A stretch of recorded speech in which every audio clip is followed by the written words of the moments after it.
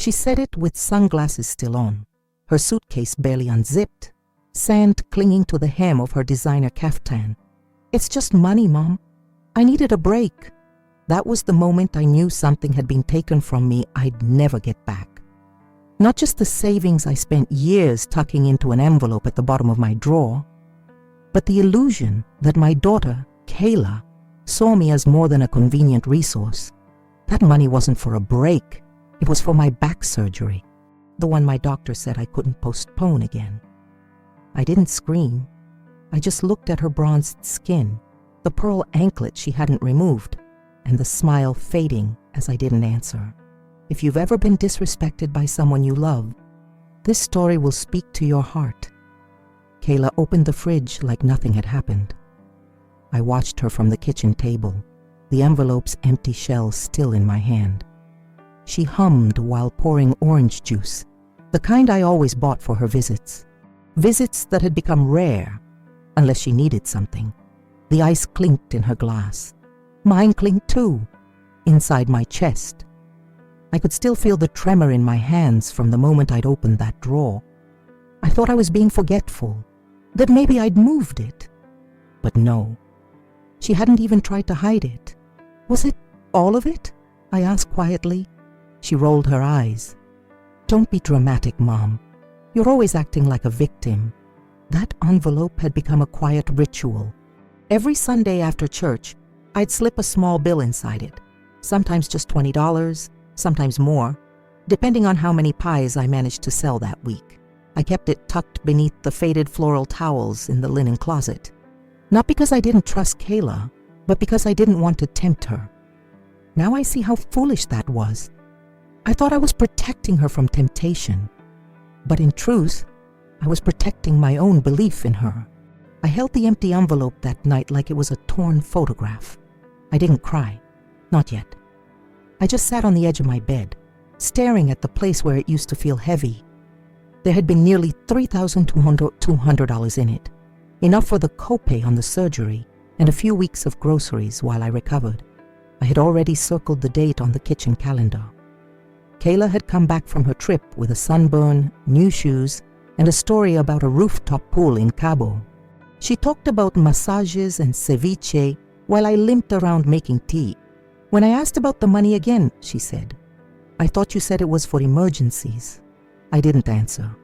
But that night, as I folded laundry with trembling fingers, I found a single receipt in the pocket of her jeans.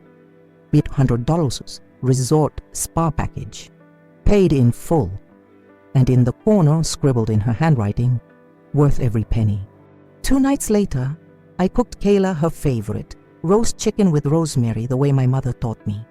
The smell filled the small house, and for a moment I let myself pretend things were normal. I even lit a candle. Maybe I wanted peace more than I wanted an apology. She came in late, phone glued to her hand, tapping out messages with long nails I didn't recognize. Bright red, sharp as little knives. "Smells good," she said absently, not looking up.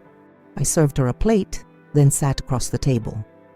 She didn't touch the food right away, just scrolled, one leg crossed over the other, bouncing rhythmically like she was somewhere else.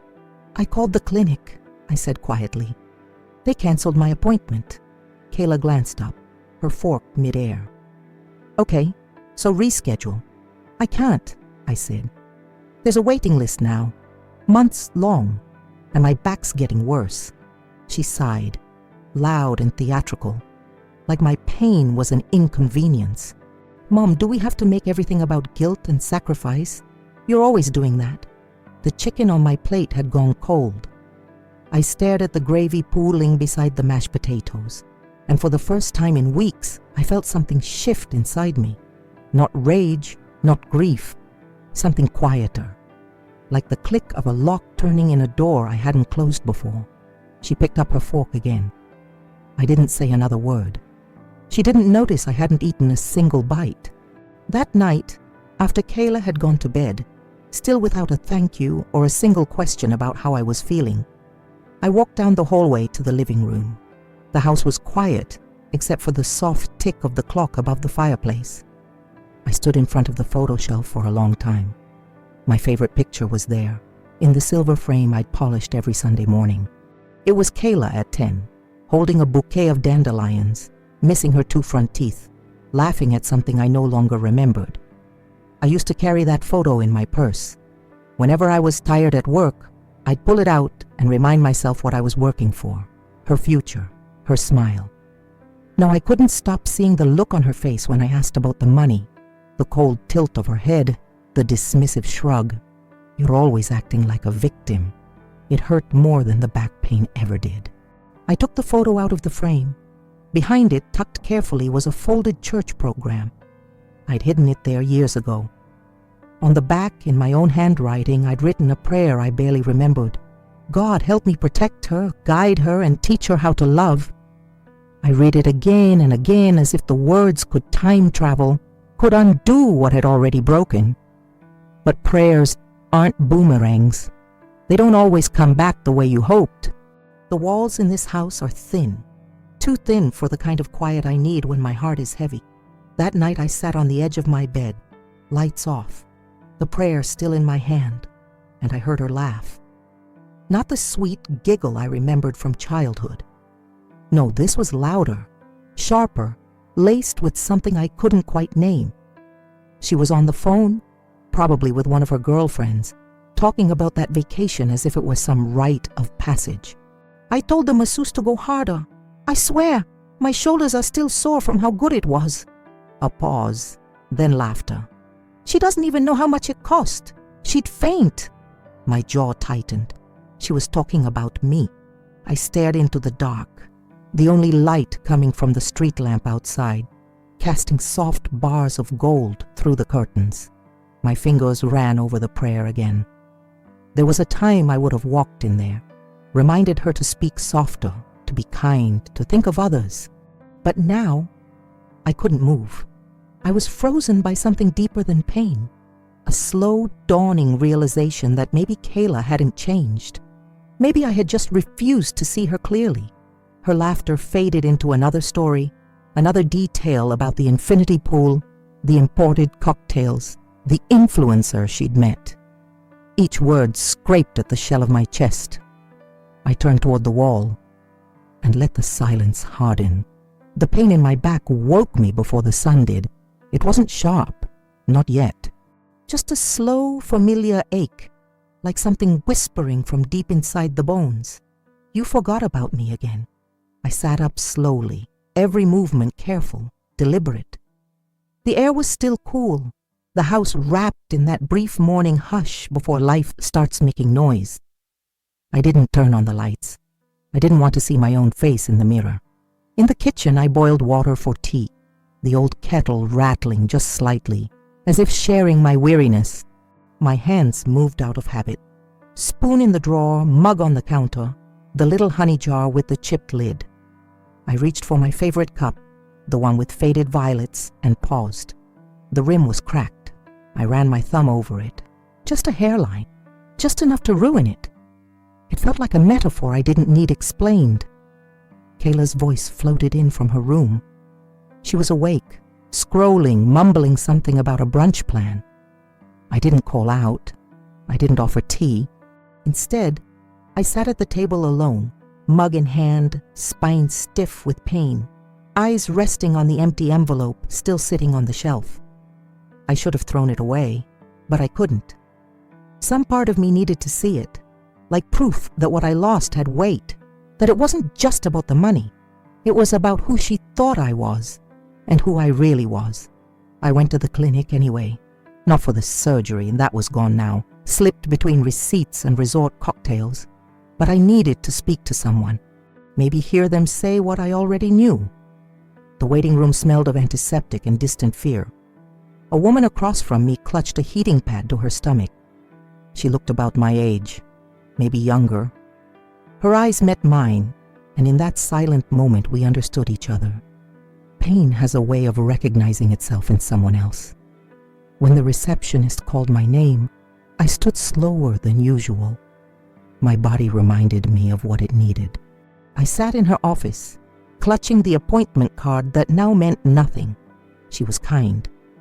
She explained the new wait list, The overbooking, the possibility of getting squeezed in, if someone cancels. But what she really meant was, "You're at the bottom now." I nodded, thanked her, and walked out without saying much. The elevator mirrors didn't flatter.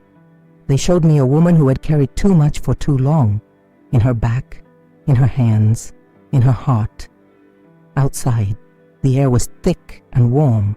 I sat on a bench near the bus stop, clutching my purse tight, the leather soft from years of use. Inside it, that photo of Kayla as a little girl still rested, folded and worn. I looked at it now, not with love, not with hate, but with the grief of someone watching something beautiful disappear. That evening, I tried one more time. I didn't plan it like a confrontation. I never do. It started small as we both reached for the remote. She had her feet on the coffee table, toenails painted the same sharp red as her nails, scrolling through shows like nothing had changed.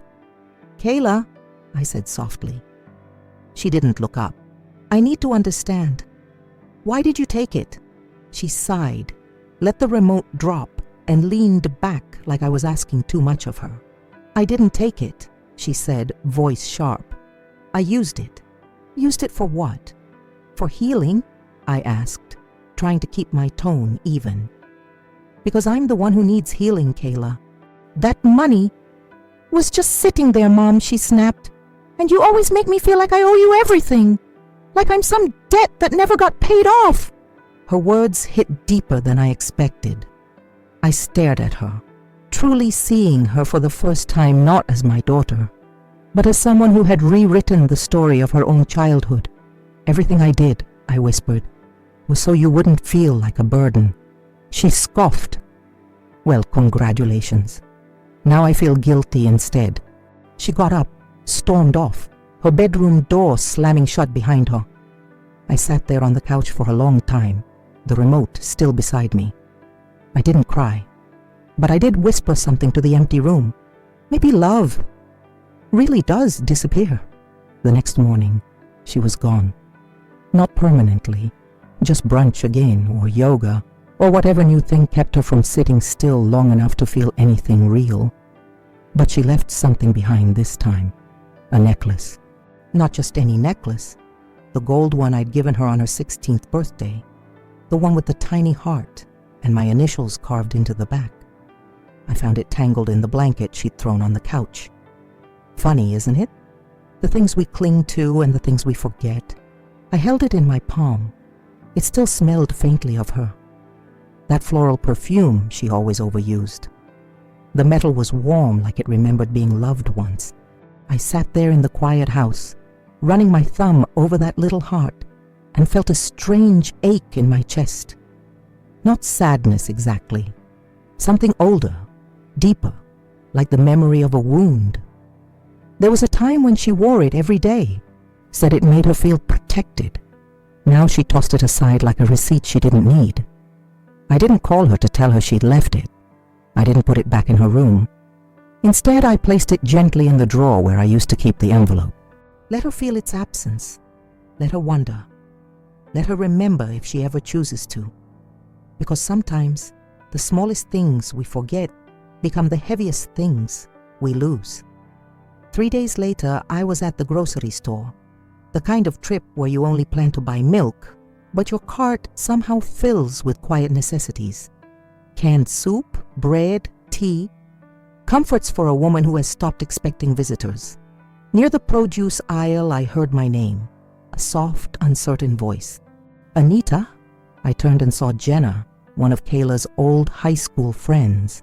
She looked older, like me, with worry lines near her mouth and a kindness in her eyes I hadn't seen in years. "Oh my goodness," she said, smiling but tentative. "It's been forever." We talked a little, about nothing, about weather and how fast time moves. Then her voice dropped. "I saw Kayla's photos," she said. "From the resort. Looked extravagant." I nodded slowly, choosing my words like I was walking through glass. "She used the money I saved for my surgery," I said. Not because I wanted sympathy, but because it was the truth, and I was tired of hiding it.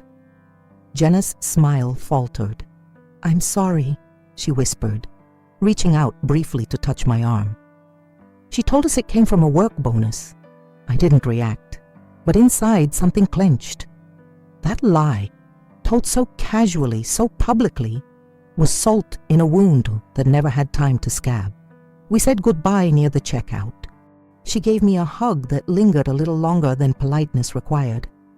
I walked home with groceries that felt heavier than usual. It happened in the laundry room, of all places. I was reaching for the basket on the top shelf, the one where I kept extra linens. I stretched too far, ignored the warning pain, and suddenly my legs just buckled beneath me. No warning, no time to catch myself. The floor was cold, the tile unforgiving. I laid there for a few seconds, not out of pain, though it throbbed through my back like a slow drum, but out of shock, out of silence. There's a strange kind of loneliness when you fall and no one sees it. Eventually, I managed to pull myself up, gripping the edge of the washer with both hands, my arms trembling like reeds in wind.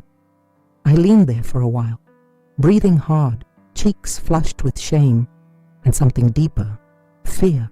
If I had hit my head, if I couldn't have gotten up. She was out again, Kayla, probably sipping lattes or taking more pictures of her brunch. I didn't call her.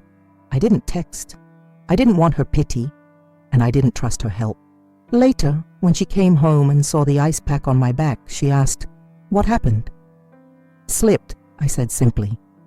She shrugged, already turning away. "Be careful next time."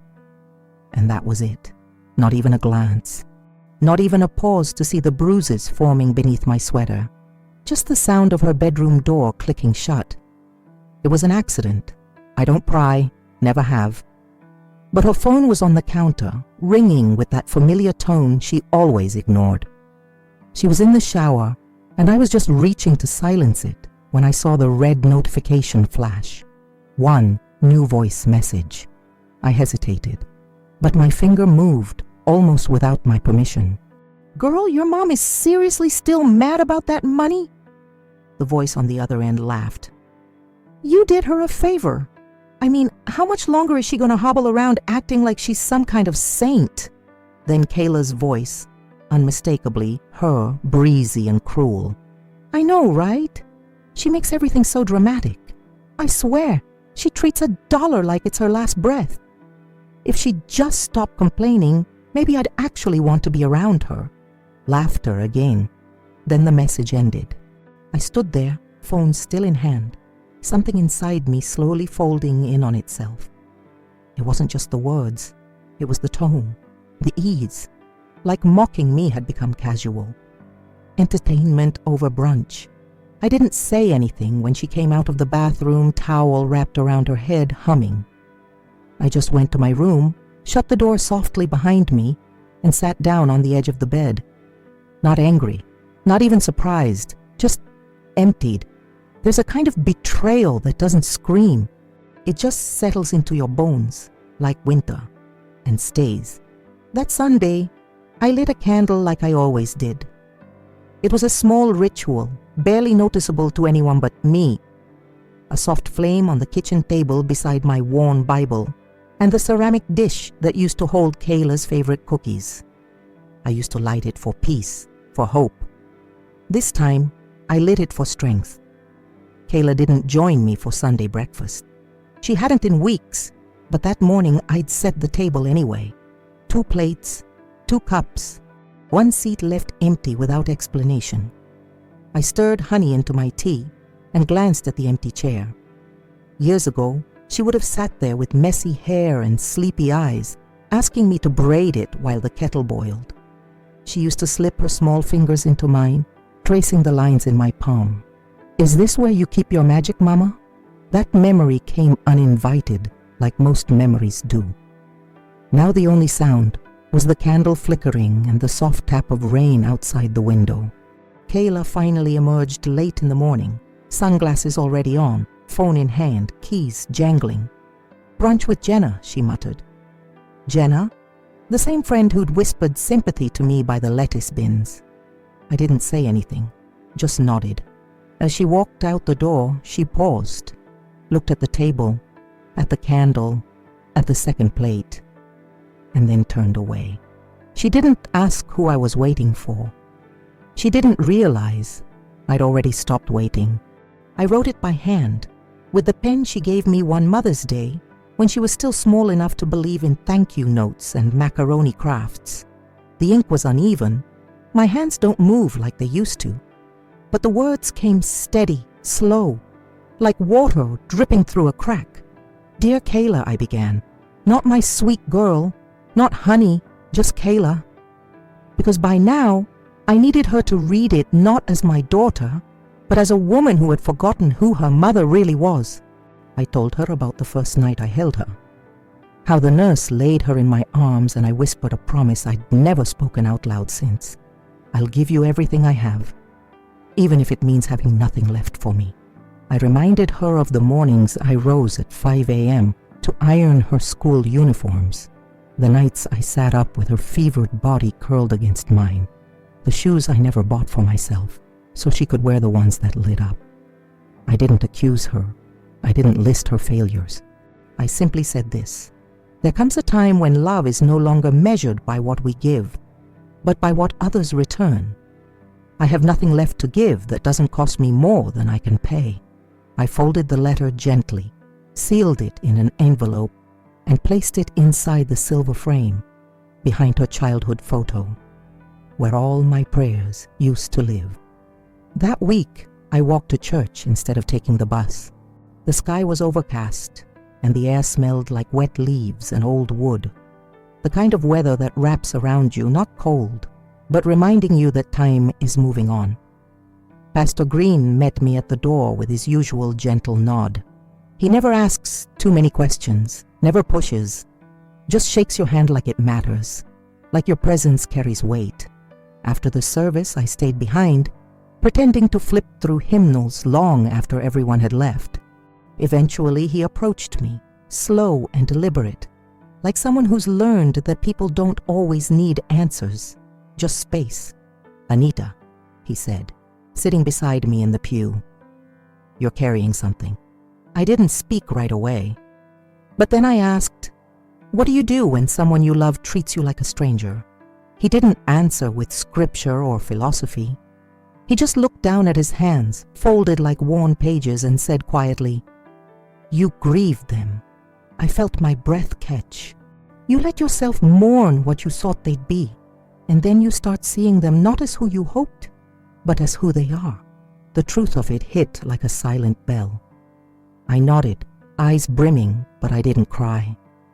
Instead, I touched the photo still in my purse, feeling the weight of the letter inside the frame. I wasn't just a mother anymore. I was a woman learning how to say goodbye without leaving. There's a mirror in the hallway, just outside Kayla's room. An old one, oval-shaped, with a wooden frame I polished with lemon oil every spring. It's been there since before she was born. Caught her first steps, her teenage tantrums, her college packing boxes. Now she walks past it like it doesn't exist. That morning, she came out of her room wearing a silky blouse, makeup perfect, hair curled, the picture of someone who believes the world still owes her admiration. She didn't glance at the mirror, but I did. I watched her reflection glide past mine like a ghost. For a split second, two women stood there, one worn down by sacrifice, the other buoyed by denial. "I'm going to that networking event," she mumbled, brushing crumbs off her sleeve. "Don't wait up." I nodded, holding a basket of laundry against my hip. "You look nice," I said. She paused, just a second, enough to wonder if it was a compliment or a memory. Then she left. I stood in front of the mirror after the door closed, truly seeing myself. The lines around my mouth deeper now, my eyes heavier, but still here. Still whole, in a way Kayla might never understand. And for the first time in weeks, I whispered something just for me. You did your best. Not to be praised, not to be thanked.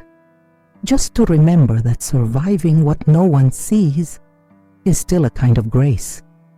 A week later, I got the results from my follow-up appointment.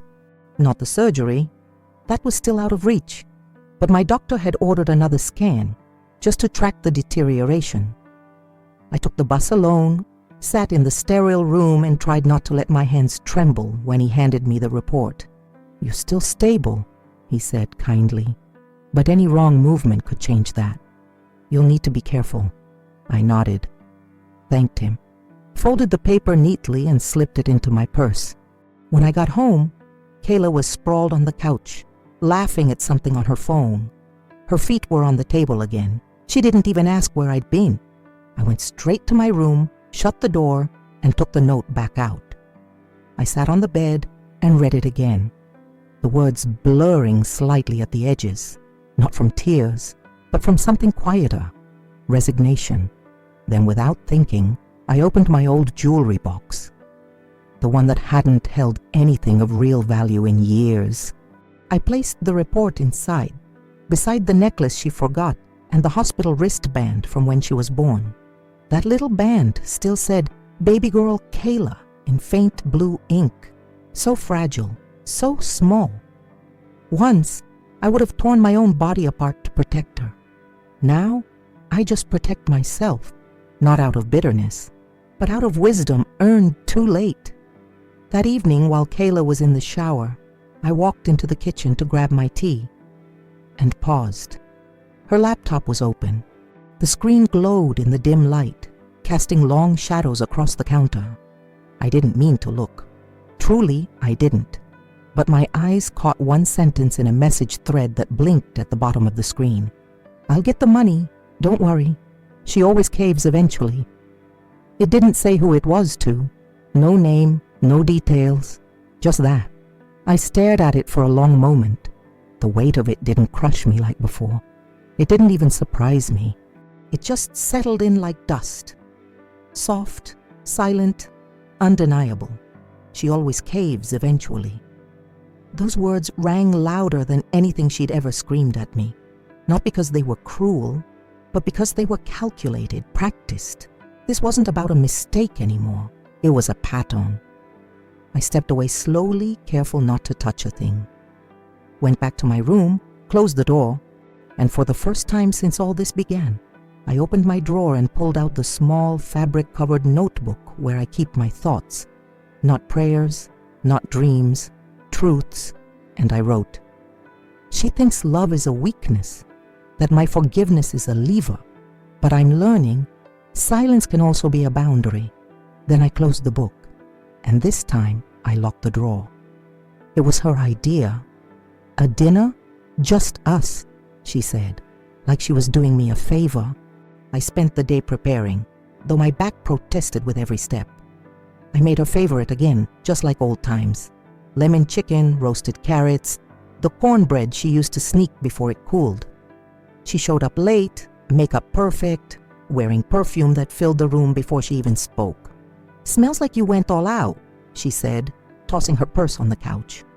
I smiled, though it felt tight. "Thought we could have a quiet evening." She scrolled her phone through the first course, barely touched her plate. Between bites, I asked gently, "Do you remember the first time I taught you how to bake this cornbread?" She didn't look up. "Mom, I was like 8. I tried again. "You used to say it tasted like Sunday afternoons." She finally looked up, tilted her head, and gave me a smile that didn't quite reach her eyes. "God, you're so sentimental. No wonder you get walked all over." And then she laughed. Right there, over the meal I made, in the house I still managed to keep clean, in the space I once thought of as sacred. The sound of her laughter rang in my ears even after she left the table to take a call outside.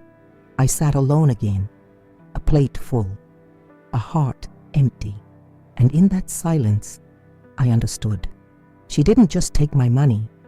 She took my memory of love and made it small. She didn't come back to the table. Not that night. She laughed, answered her phone, walked outside into the dusk, and never returned to finish her dinner. When I finally peeked through the curtain, I saw her sitting in her car, the glow of her screen lighting her face, her expression soft in a way she never showed me anymore. She looked like someone else's daughter.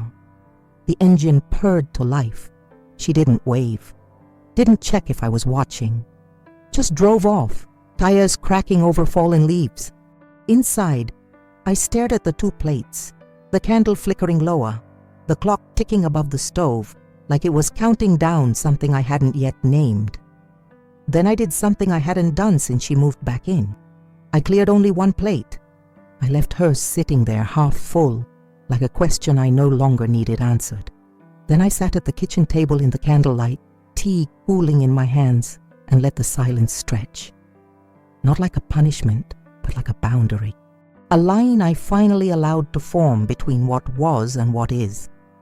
She always assumed I'd be here, waiting, warm, soft, but something had changed in me. Slowly, quietly, without ceremony. It wasn't hate. It wasn't even disappointment. It was something sharper, more honest, acceptance. She was no longer my little girl. She was a grown woman who chose to treat her mother like a spare key. The hallway was dim that night, the light bulb above flickering like it couldn't decide whether to give in or keep glowing. I just finished brushing my teeth when I heard her voice.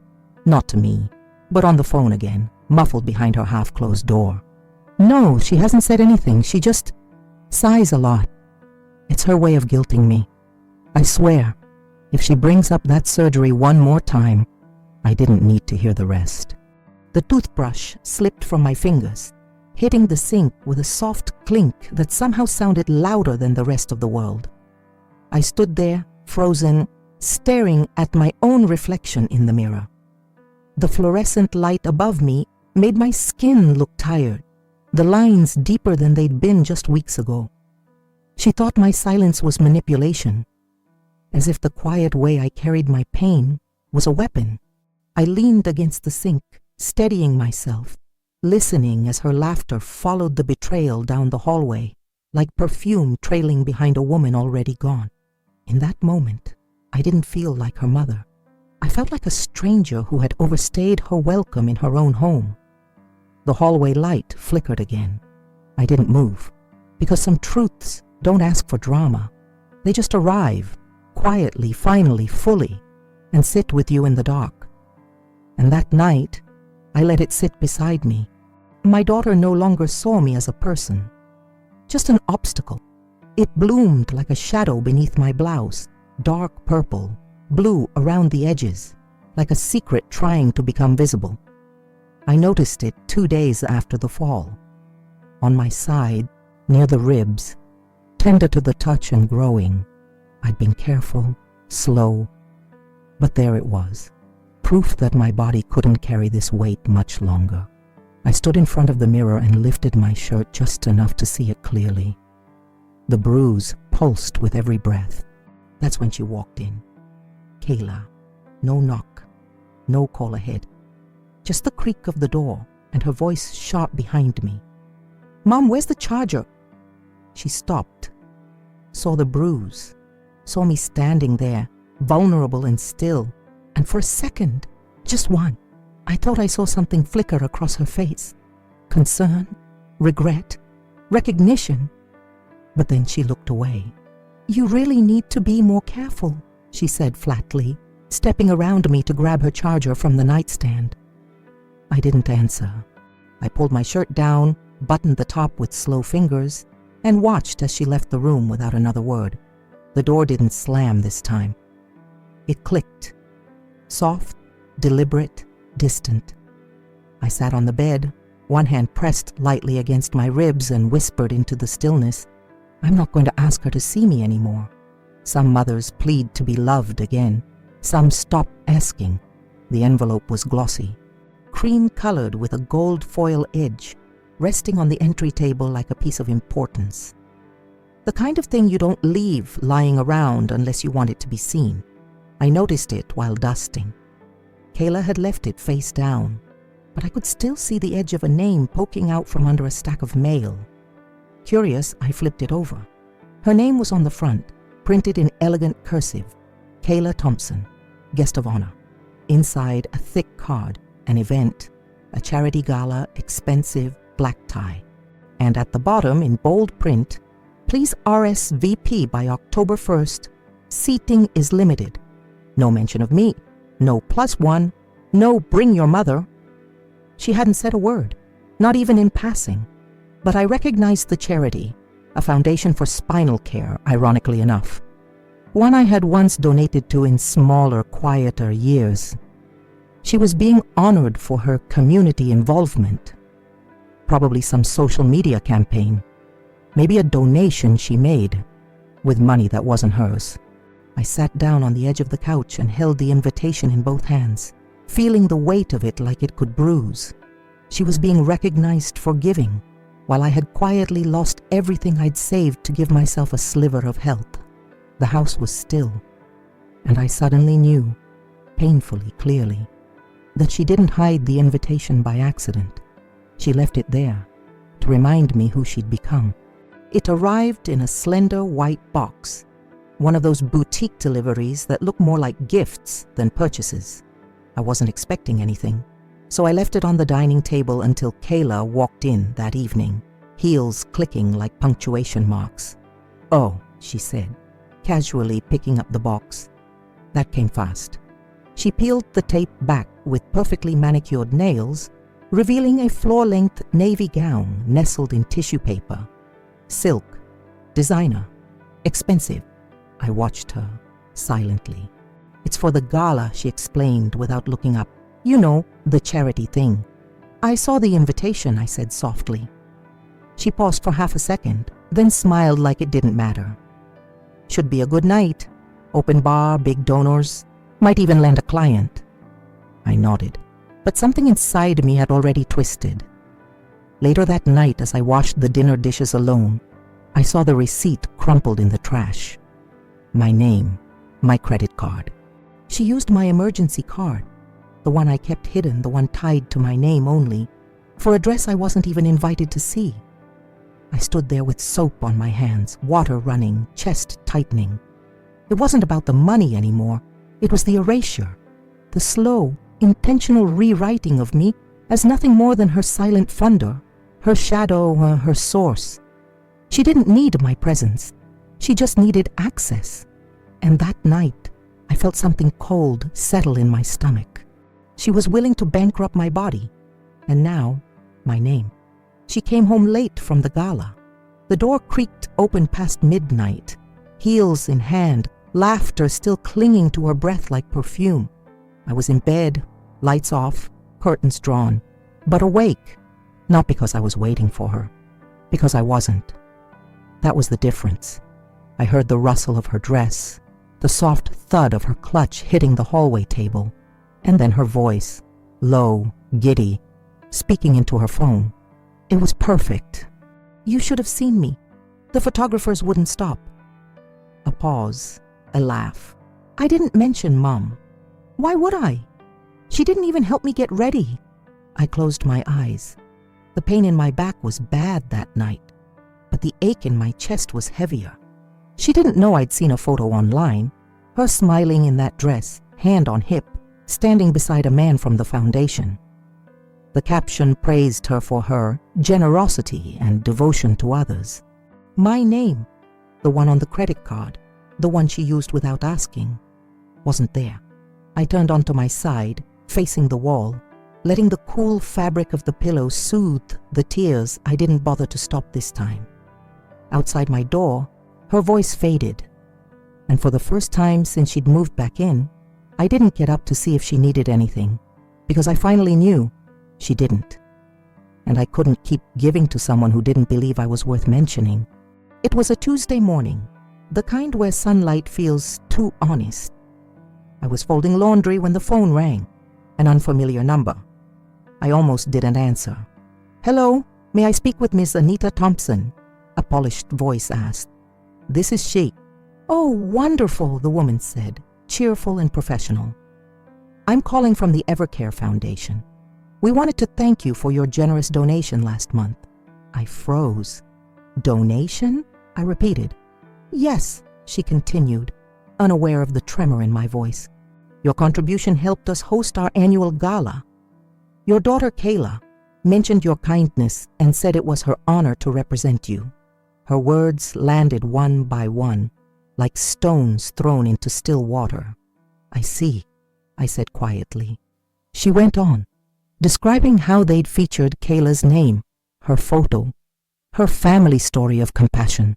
I could almost hear the smiles in the background, the rehearsed gratitude of strangers unaware they were describing theft as virtue. When the call ended, I stood there holding the phone, surrounded by folded towels and the smell of clean linen. The truth wasn't loud. It was precise. Kayla hadn't just taken my money. She had taken my voice, my story, and wrapped herself in it like a gown. I sat down slowly, hands trembling over the fabric, and whispered to the empty room, "You took even the part of me that tried to forgive you." The towels fell from my lap, landing softly on the floor, and for once, I didn't pick them up. It was after Bible study, down in the church basement where the coffee always tasted like metal, and the chairs made your back ache worse than sin. I was helping fold hymnals when I noticed her. A woman I didn't recognize. She was sitting alone at the end of the table, sorting through papers. Sharp suit, kind eyes, the kind of face that looked like it had seen too much but still believed in people. "Are you at the church?" I asked gently. "No, ma'am," she smiled. "I'm a lawyer. Volunteering today. Free estate advice. For seniors mostly." Something stirred in me. Not revenge, not anger. A need. A quiet, overdue need to draw a line. I sat across from her. Told her only what she needed to know, that I had a daughter living with me, and that some things, money, property, peace, had been taken without permission. She listened. She didn't judge. She explained things in a language that didn't sound like courtrooms or contracts, but like dignity. We talked about wills, about accounts, about protecting what little I still had. And before I left, she placed her hand gently on mine and said, "You're not selfish for wanting boundaries. You're just finally seeing clearly." I walked home with a folder tucked beneath my arm, lighter than I expected, but heavier with truth. I wasn't trying to punish Kayla. I was just trying to protect the woman she forgot I still was. The following Saturday, Kayla came home in a rush. I was on the porch, clipping dead leaves off my geraniums, the shears trembling slightly in my fingers.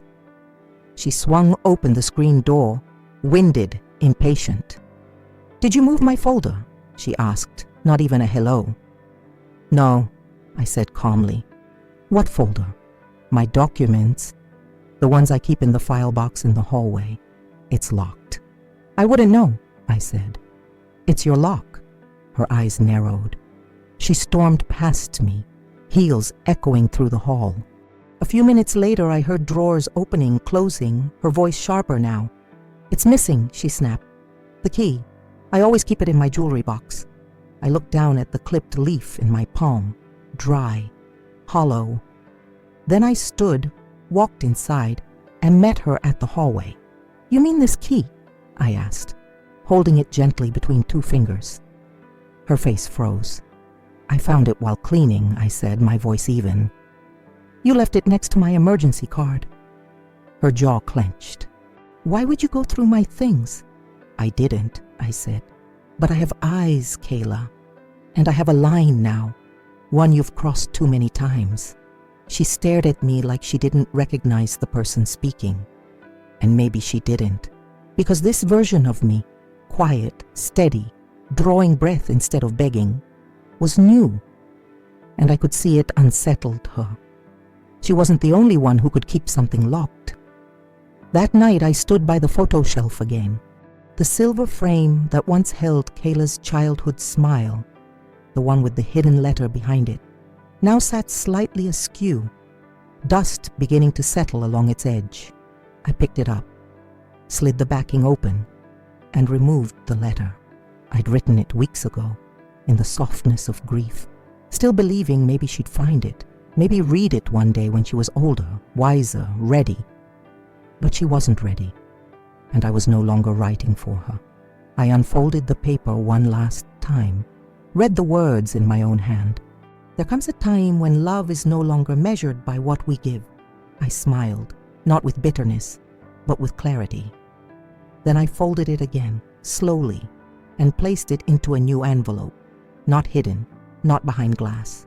This time I set it in the mailbox. No return address, no drama, just the truth leaving my house in its own quiet way. Then I returned to the photo shelf and looked at the empty frame. No picture, no letter, no nostalgia, just space. And it didn't ache. It felt clean, like I had finally stopped trying to remind her of who I was. I placed a new photo in the frame, one of me alone from last summer, smiling, at peace.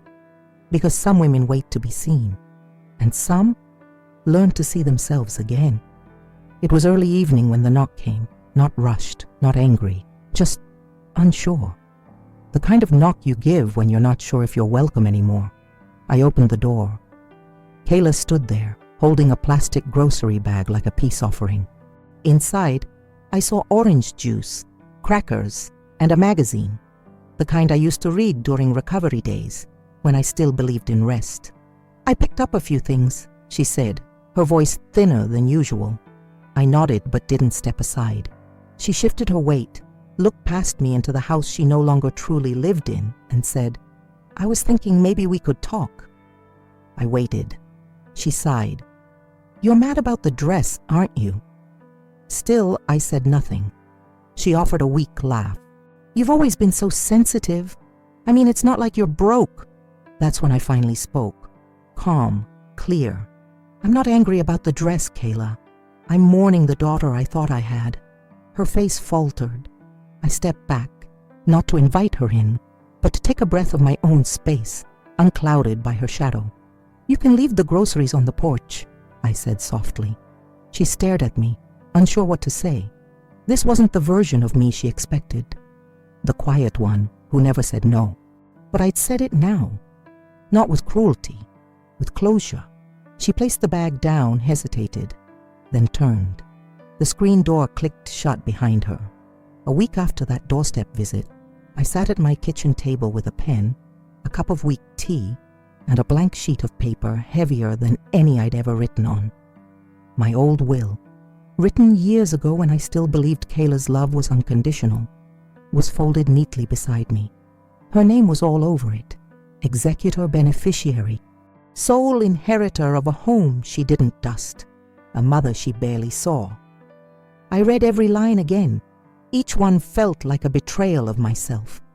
She had taken what was not offered, lied to strangers using my story, spent my sacrifice on spas and gala gowns.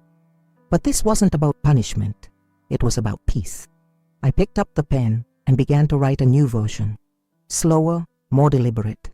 I included the church, the women's shelter I once cleaned for, a neighbor who'd always left soup by my door on cold days, and one young girl from our congregation, bright-eyed, kind-hearted, who helped carry groceries when Kayla never noticed my limp. I left nothing out of malice. I simply gave as I had always given, to those who gave back in dignity. When I signed it, I didn't cry. I just folded the paper, placed it in the lawyer's envelope, and whispered to no one in particular, "Let what I leave behind be a reflection of who I truly was, not just who she forgot I had been." And for once, I felt no weight in my chest, only air, only space, only truth. It had hung there for years, above the mantle in the center of everything. A framed photo of me and Kayla on her graduation day.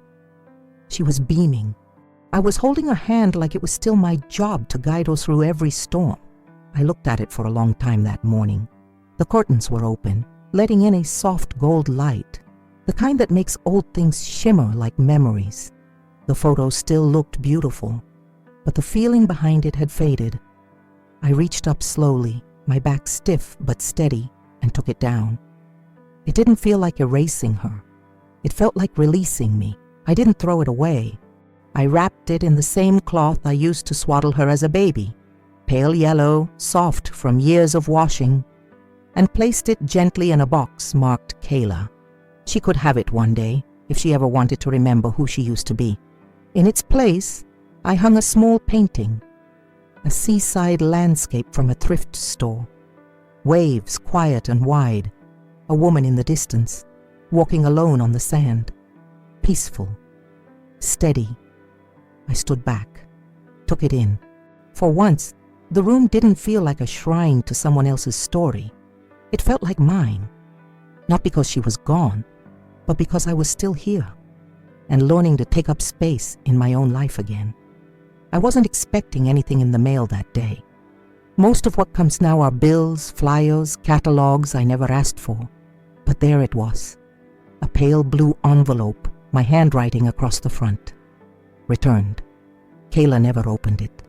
The letter I had mailed weeks ago, the one I'd tucked behind her childhood photo, had come back to me with a stamped message in red ink, moved. No forwarding address. I stood on the porch holding that envelope, the wind tugging gently at my cardigan.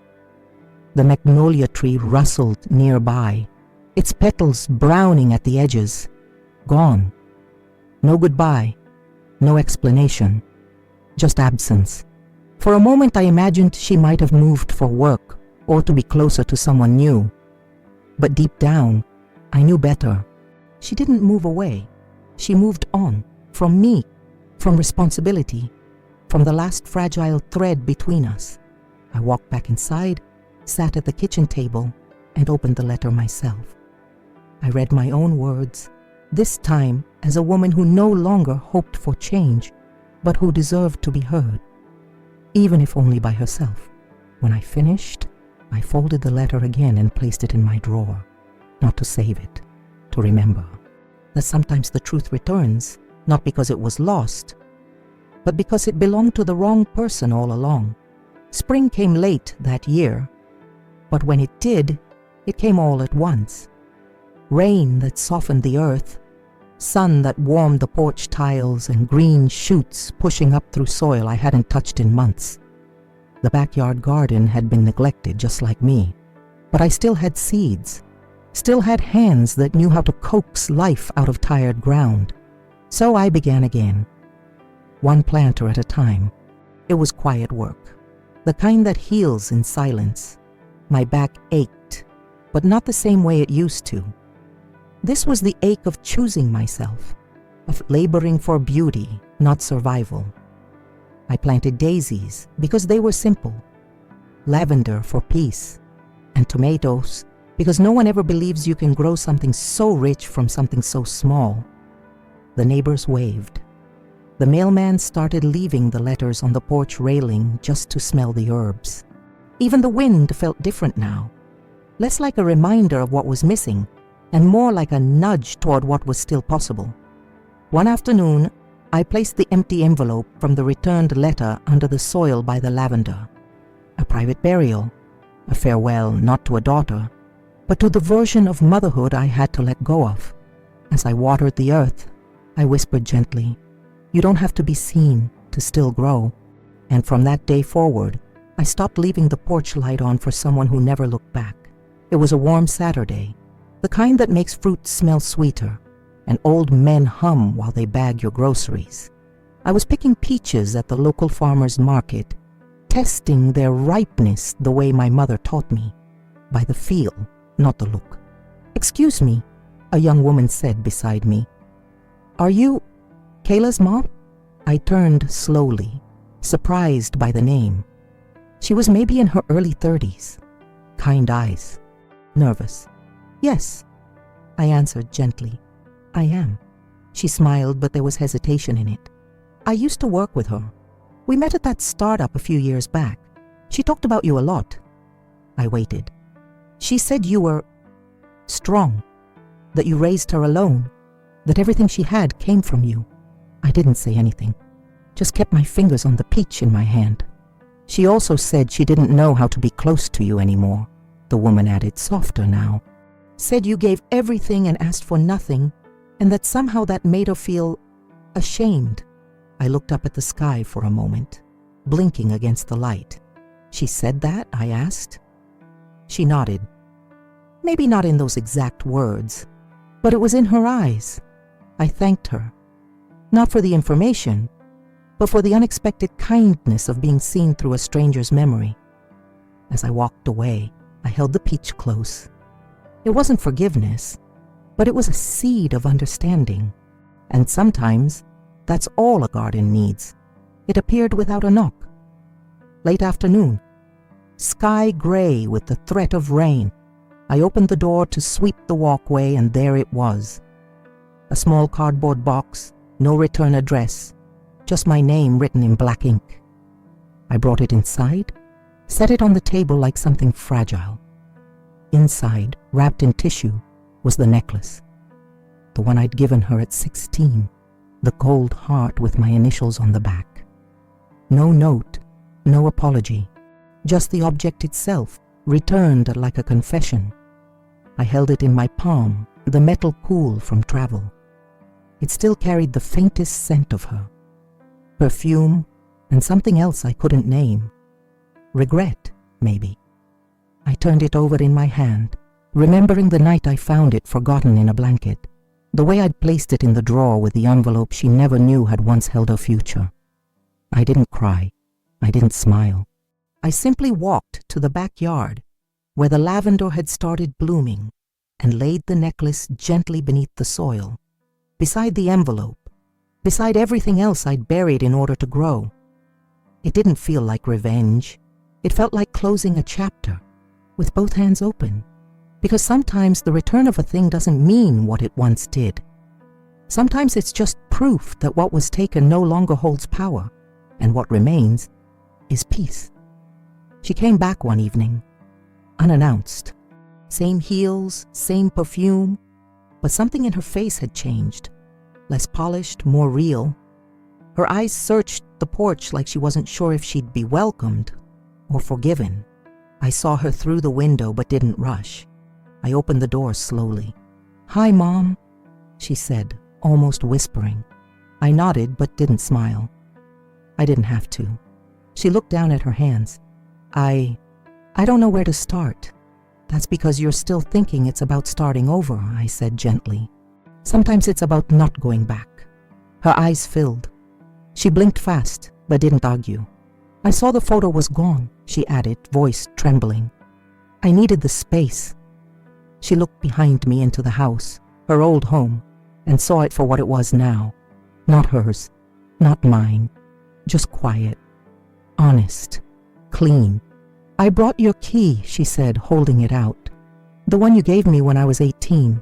I didn't take it.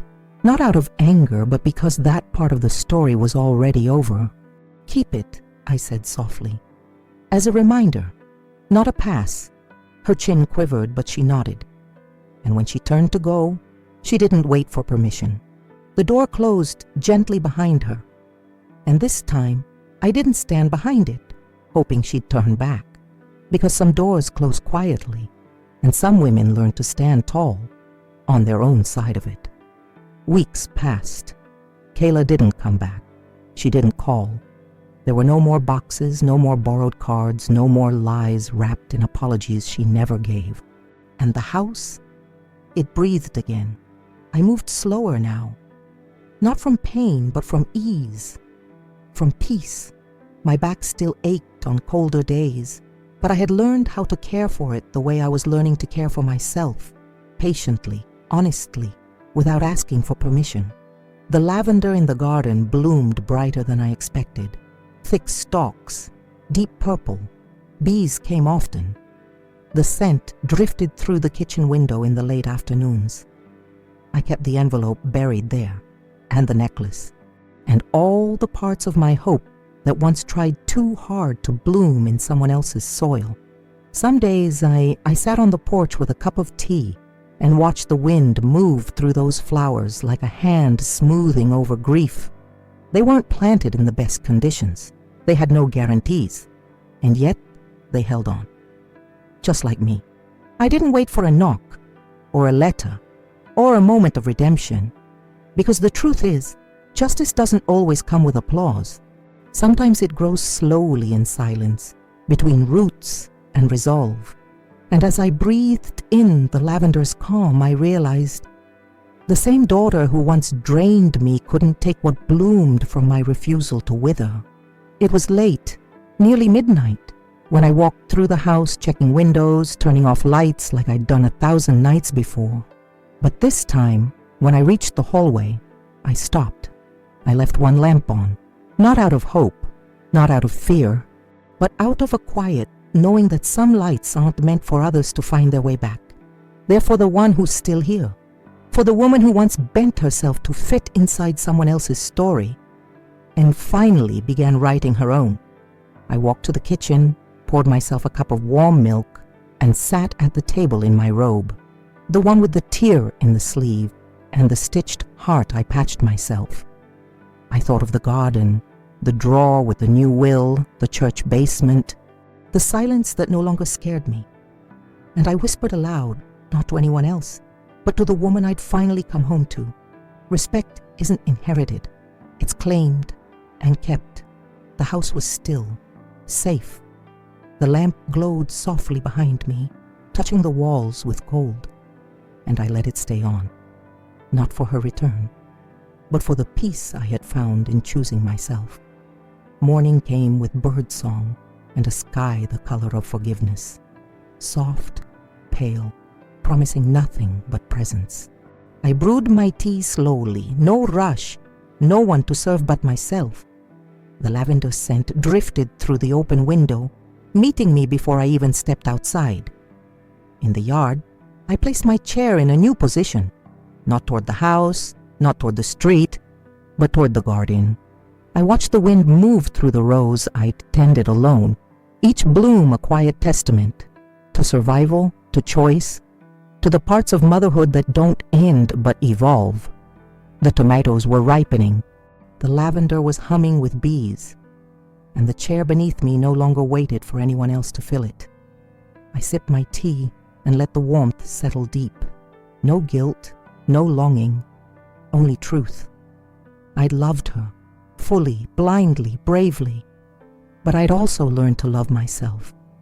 And in that small, sacred patch of earth, I finally understood something that took me a lifetime to learn. Forgiveness doesn't mean you open the door.